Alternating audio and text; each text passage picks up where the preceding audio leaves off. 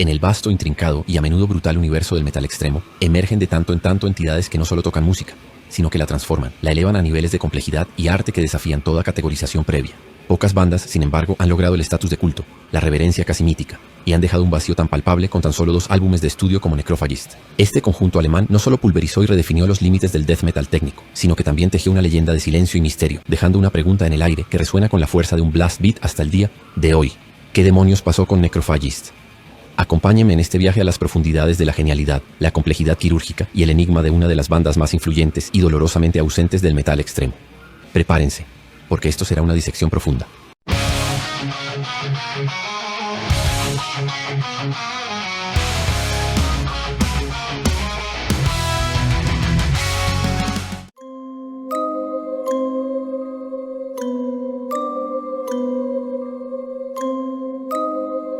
Nuestra historia nos lleva a la Alemania de principios de los 90.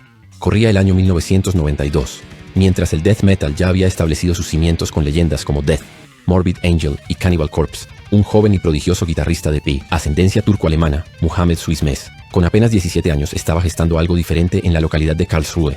Con una visión singular y una habilidad técnica que ya entonces rayaba en lo sobrenatural, decide formar una banda. El nombre elegido, Necrophagist, del griego necros, cadáver, y phagos, devorador, era una declaración de intenciones, un presagio de la brutalidad lírica y la precisión sonora que se avecinaba.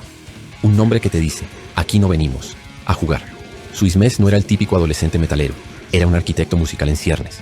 Autodidacta, su espectro de influencias era tan amplio como ecléctico, desde la visceralidad enfermiza de Carcass y la evolución constante de Death, hasta la pirotecnia neoclásica de Yngwie Malmsteen y las intrincadas armonías de la música clásica barroca. Esta amalgama de mente sería crucial. Desde el primer momento, Muhammad fue el epicentro creativo, el compositor principal, el guardián de un sonido que estaba destinado a sacudir los cimientos del underground metálico alemán, y eventualmente, del mundo entero. En una escena que ya exploraba la técnica, Suizmes buscaba una simbiosis perfecta entre la brutalidad más cruda y una sofisticación casi académica. Una verdadera mente maestra.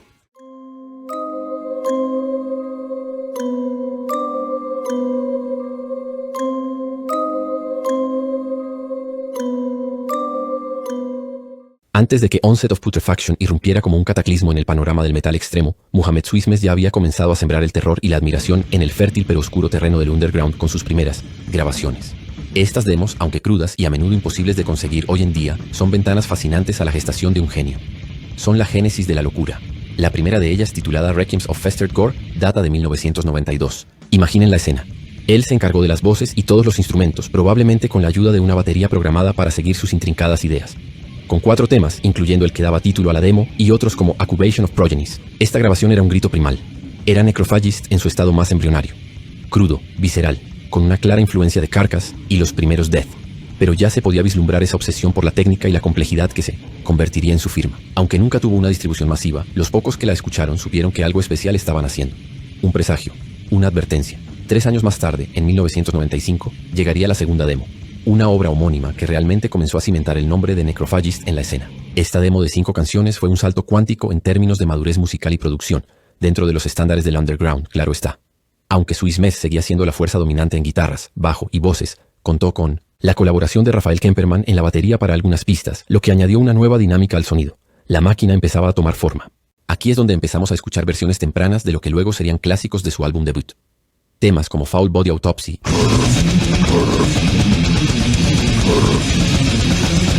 y Mutilate the Stillborn ya estaban presentes, mostrando esa mezcla única de riffs endiabladamente técnicos, cambios de tiempo vertiginosos y esas melodías con tintes clásicos que se retorcían entre la brutalidad más descarnada. Esta demo circuló con mucha más fuerza en la red de Tape Trading, esa legendaria autopista de casetes que conectaba a los metaleros de todo el mundo. Fue esta grabación la que verdaderamente alertó a los oídos más exigentes del death metal. Necrophagist no era una banda más. Eran arquitectos de un nuevo nivel de extremismo musical. La precisión quirúrgica, la velocidad y la complejidad ya estaban allí, esperando ser pulidas para su primer asalto oficial. Estas demos no eran solo pruebas, eran declaraciones de intenciones, los primeros planos de una máquina de destrucción sónica que estaba a punto de ser ensamblada por completo. Y así, con el nombre de Necrophagist susurrándose con una mezcla de temor y reverencia en los círculos más oscuros del metal, el escenario estaba listo para el verdadero Onset of Putrefaction.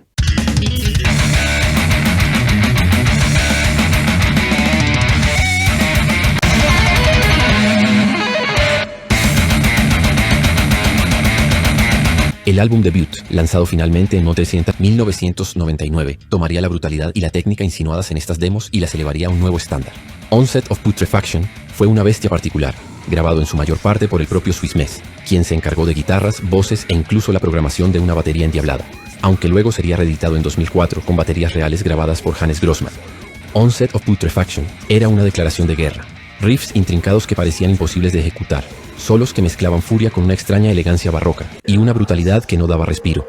Las letras, imbuidas de patología, médica y gore, complementaban a la perfección la carnicería sónica. Necrophagist no solo estaba tocando death metal, lo estaban llevando a un quirófano para una disección precisa y virtuosa, un festín para los oídos más exigentes.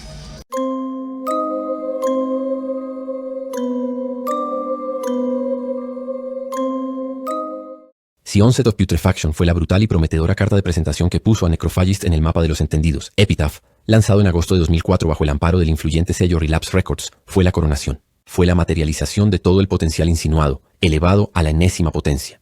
Para este disco, Swiss Mess ya no estaba solo en su laboratorio. Había reclutado a una alineación de músicos que estaban a la altura de su visión demencial.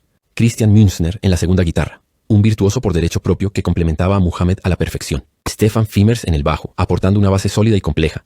Y el ya mencionado Hannes Grossmann en la batería, cuya ejecución era simplemente de otro planeta, una constelación de talentos. Epitaph es, para una legión de fans y críticos, la Capilla Sixtina del death metal técnico. Cada uno de sus 8 temas es una obra de arte autónoma. Stabwound, con su icónico riff inicial y su desarrollo demencial.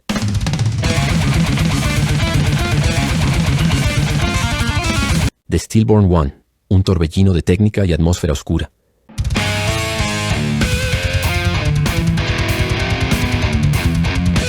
Diminished to Be, una clase magistral de composición.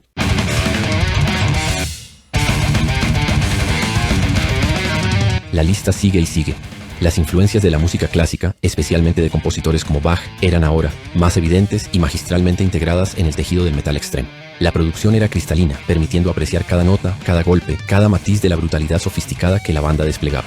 Necrophagist había pulido su sonido hasta convertirlo en un arma de aniquilación masiva, pero con la elegancia de un bisturí de cirujano. El álbum fue aclamado universalmente, y las giras que le siguieron, incluyendo su memorable participación como cabezas de cartel en el Summer Slaughter Tour de 2007, los consolidaron como una fuerza imparable. La cumbre había sido alcanzada.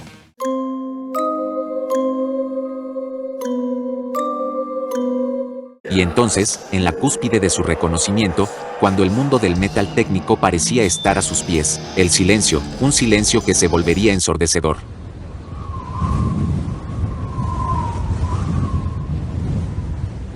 Después de Epitaph y las giras subsiguientes, la actividad de Necrophagist comenzó a menguar drásticamente alrededor de 2010. Los conciertos se hicieron escasos, luego inexistentes, y la gran pregunta comenzó a tomar forma: ¿dónde diablos está el tercer álbum? Los rumores eran un torbellino constante, alimentando una esperanza que con los años se transformaría en una mezcla de anhelo y resignación, una agonía para los fans. Se decía que Mohamed Swiss Mess, conocido por su meticulosidad y perfeccionismo casi obsesivo, estaba trabajando incansablemente en nuevo material, pero que no lanzaría nada que no considerara una evolución y una superación de Epitaph.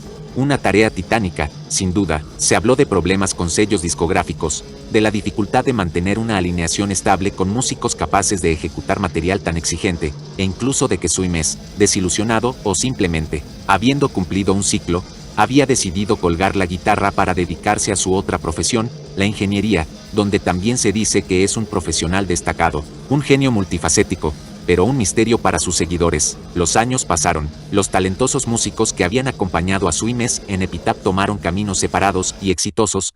Hannes Grossmann y Christian, por ejemplo, se convirtieron en figuras clave de otras bandas de renombre como Obscura y Alkaloid, continuando con la exploración del metal técnico, pero de Mohamed y del nuevo material de Necrophagist, apenas susurros, ecos lejanos. El tercer álbum de Necrophagist se convirtió en una leyenda urbana del metal, el equivalente a un tesoro perdido, un chinese democraquí del death técnico. La ausencia de una declaración oficial sobre una disolución definitiva solo ha servido para añadir más capas al mito, manteniendo una llama de esperanza casi irracional en el corazón de sus seguidores, una esperanza que, a estas alturas, parece casi una quimera.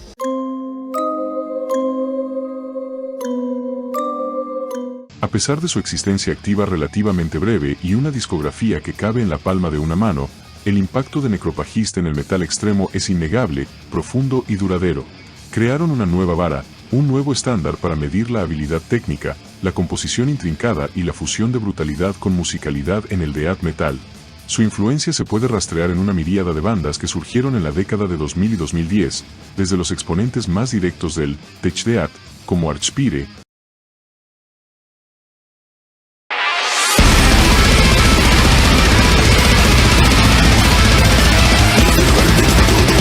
Beyond Creation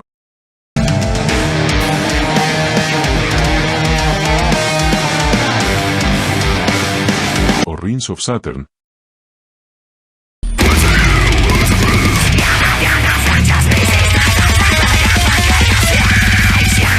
Hasta músicos de otros subgéneros que quedaron marcados por su enfoque. Son los padres de una generación de monstruos técnicos. Necrophagist demostró que la brutalidad no estaba reñida con la inteligencia musical ni con la complejidad casi matemática de sus composiciones. Sus 2 álbumes siguen siendo material de estudio obligado para guitarristas, bajistas y bateristas de metal en todo el mundo que buscan desafiar sus propios límites. Son la prueba fehaciente de que la calidad puede, y a menudo lo hace, pesar infinitamente más que la cantidad. Establecieron un antes y un después en la forma de entender y ejecutar el metal extremo más técnico. Su eco es eterno. Aunque el futuro de Necrophagist siga siendo una de las grandes incógnitas del metal moderno, y la esperanza de nuevo material se desvanezca con cada año que pasa, su música permanece. Inalterable. Inmortal. Un epitafio sonoro grabado a fuego en la historia del metal, recordándonos la genialidad efímera de una banda que llevó la técnica a sus confines más lejanos y nos dejó con un apetito insaciable. Quizás ese sea su mayor y más paradójico legado, la eterna pregunta de ¿qué hubiera pasado si? Y la indiscutible, monumental maestría contenida en esas pocas, pero absolutamente perfectas, obras. Un enigma que nunca deja de cautivarnos. ¿Y ustedes? ¿Cuál es su canción o solo favorito de Necrophagist? ¿Cuál creen que fue su mayor aporte al metal? ¿Todavía guardan alguna esperanza de un regreso milagroso? Déjenme sus opiniones, teorías y recuerdos más viscerales en la caja de comentarios. Si les ha gustado este análisis profundo, no olviden reventar el botón de like, suscribirse al canal para no perderse más historias del Averno metálico y activar esa maldita campanita. Nos vemos en el próximo episodio, Devoradores de Metal. Hasta la próxima.